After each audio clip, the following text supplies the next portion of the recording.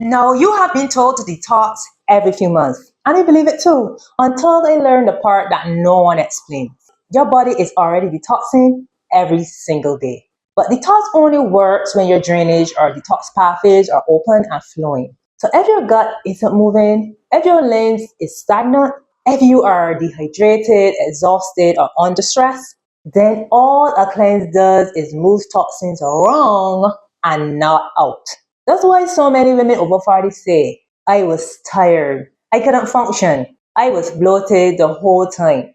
So if your energy hasn't improved despite doing all the right things, stick with me. Because in this video, I'm sharing simple strategies you can start today to help your body release toxins more effectively, boosting your energy and helping you finally feel like yourself again. So the three words I want you to remember are drainage, detoxification, and elimination. Your body handles waste in three main steps, not one. And they must all happen in order for detox to actually work. So think of it like taking out the trash. You collect it, bag it, and then take it out. So if you skip a step, the mess stays. So let's look at the first step, drainage. And this involves getting waste out of the tissue. Now, every day your cell create waste from eating food, burning energy, hormones, stress, inflammation. That waste doesn't go straight to the liver. It first builds up in the fluid around the cells. Now, the lymphatic system is your body's drainage network. Its job is to collect excess fluid, pick up cellular waste, protein, and immune debris, moving it out of the tissue and towards the bloodstream. Along the way, lymph nodes filter out germs and immune debris. As drainage is slow, fluid stays in the tissue. Waste linger, you feel puffy, heavy, inflamed, tired, or bloated. Now, detoxification is the next step, and this involves making toxins safe to remove. So once waste leaves the tissue and enter the bloodstream, detoxification can happen. And this is where the liver comes in. Now, your liver processes toxins so they are less harmful. It turns fat-soluble toxin into water-soluble forms. Prepare waste so your body can actually get rid of it. This happens through two main steps, often called phase 1, which involve breaking down toxin. Phase 2, which involve packaging them safely. If this step doesn't work well, toxins can recirculate or get stored in fat tissue. Now, your liver uses enzymes and nutrients from food to process toxins safely. This is why the quality of your diet matters more than detox teas. Now, the last step, elimination. And this involves getting waste out of the body.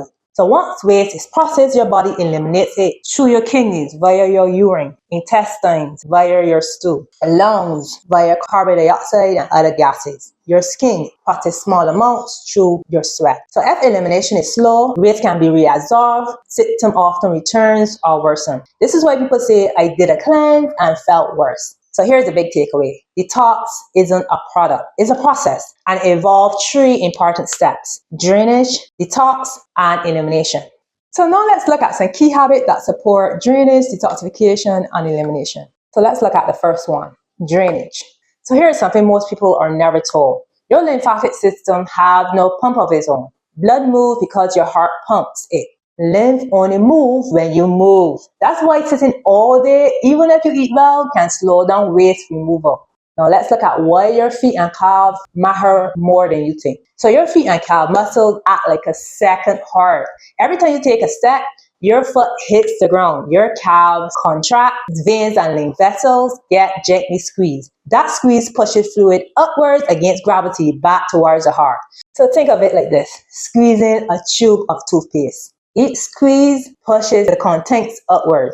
So we have a foot pump and a calf muscle pump. And this is one of the primary ways lymph moves throughout the body. Now let's look at what happens when you don't move enough. When movement is low, lymph flows slow. Fluid sits in tissues, waste builds up. Over time, this may show up as puffiness or swelling, heavy legs, inflammation, fatigue, sluggish metabolism.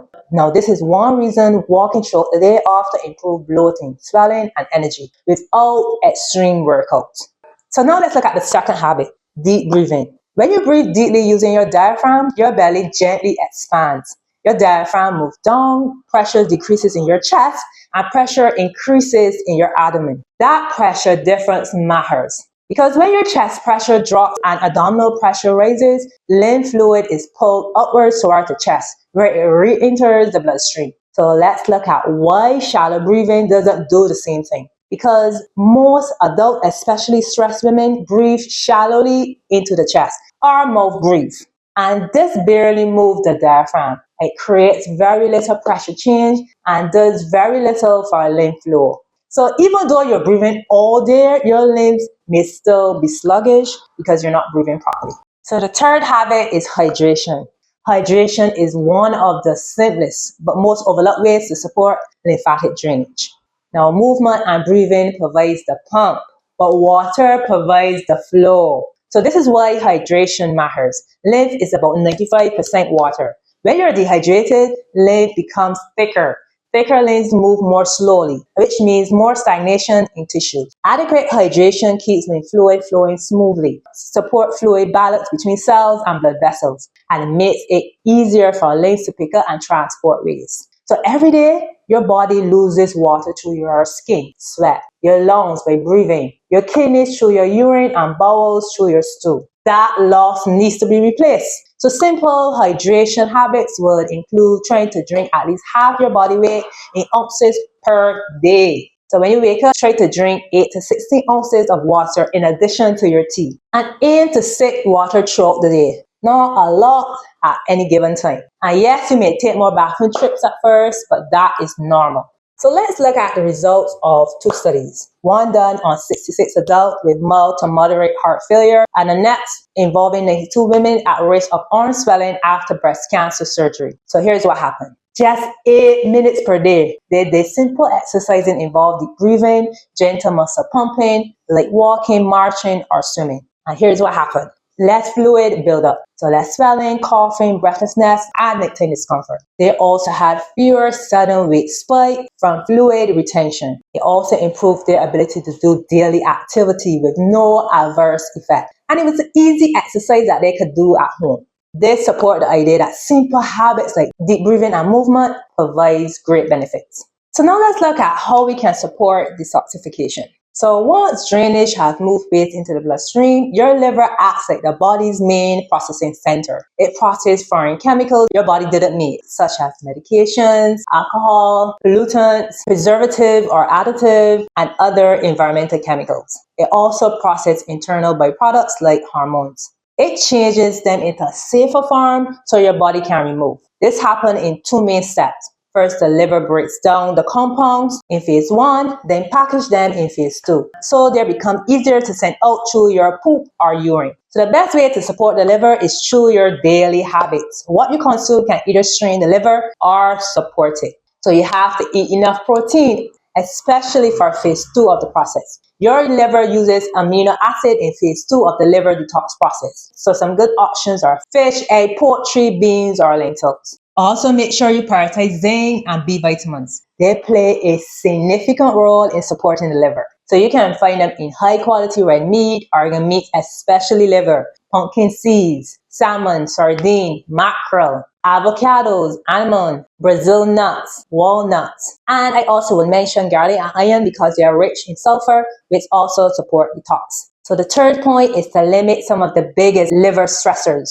And this includes excess alcohol, fructose found in sodas and snacks, trans fat, and inflammatory additives found in ultra-processed foods. And these are all linked to fatty liver. We also want to limit exposure to toxins found in cleaning products, cosmetic, and cutware. So the next area you want to focus on is fiber. Now, while too much fiber can worsen symptoms for some people with irritable bowel syndrome, for most adults, the bigger issue is not getting enough fiber. On average, American adults consume only 10 to 50 grams of fiber per day. This is in comparison to what the USDA recommends. For women under 50, 25 grams per day. Women 50 plus, 21 grams per day. That means many people are getting less than half what their body needs to support digestion, blood sugar balance, and regular bowel movement. So in general, it's best to get fiber from whole foods like vegetables, fruit, beans, lentils, and whole grains, rather than relying on fiber supplements. So whole food provides fiber plus the water, minerals, and plant compounds that help the gut tolerate fiber better. Research also shows that soluble fiber plays a key role in preventing toxin reabsorption. Now, soluble fiber can bind the bile acid that carry toxins, reduce how much bile and toxins get recycled, and increase toxin removal through stool. So if you are increasing fiber, I want you to note, go slow. Increase fibers gradually so your digestive system has time to adapt. Drink more water. Fiber needs water to do its job. Without enough fluid, constipation and bloating are more likely. So two other habits is to stay hydrated with water and to move regularly. And since we talked about that before, I wouldn't go into those in detail. So now let's look at the last habit, managing stress and quality sleep. Now your colon is responsible for moving waste towards elimination. Research shows that stress reduces the colon natural contraction, especially for proximal and distal regions, the areas most important for moving stool forward. So in simple terms, stress makes the colon less active, waste move more slowly, constipation and regular stool become more likely. This is why stress is strongly linked to constipation, bloating, and abdominal discomfort. So your body does not need another extreme cleanse. It needs daily support to drain, process, and eliminate waste. When your lymph is moving, when your liver has what it needs, when your gut is eliminating regularly, detox happens automatically, the way your body was designed to do it. And that's precisely what we will focus on inside my 5-day detox challenge. Just simple, science-backed daily habits that help your body release what it's been holding on to, so you can finally feel like yourself again. So if you're a woman over 40 ready to finally let go of the stubborn way, join the 5-day detox challenge. Drop your next 3 to 6 pounds and start 2026 feeling lighter, clearer, and more in control. So click the link below to reserve your spot now.